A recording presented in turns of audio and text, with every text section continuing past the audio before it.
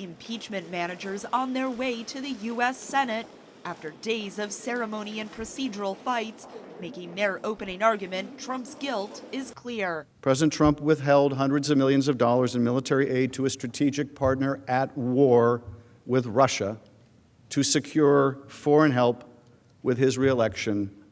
In other words, to cheat. In this way, the president used official state powers available only to him and unavailable to any political opponent to advantage himself in a Democratic election. Democrats say there is even more evidence to be uncovered, but failed in their initial attempt Tuesday to force Senate Majority Leader Mitch McConnell to call witnesses at the beginning of the trial. The very first thing the American people saw when they tuned into the impeachment trial of President Trump was Republican senators voting against having a fair trial with relevant evidence.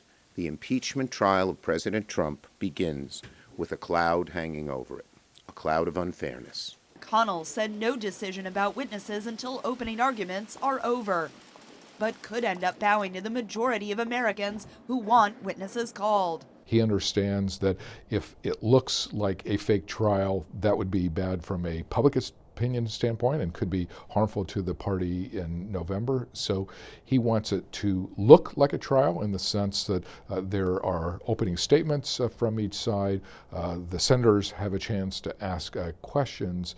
But of course, he doesn't want the trial to go on indefinitely, and he wants there to be an acquittal in the end. A marathon day of arguments against Trump appeared to change few minds. The main dynamic that's going to change is what happens when the president makes his case. So, of course, we haven't heard that yet. I'm anxious to see what happens then. And my gut is that since we haven't heard that version, that's going to be a game changer. Trump's lawyers set to begin their defense Saturday, but the president's allies are already accusing Democrats of using the impeachment process for political gain. When it comes to Donald Trump, they're willing to destroy the institution of the office in the name of getting him.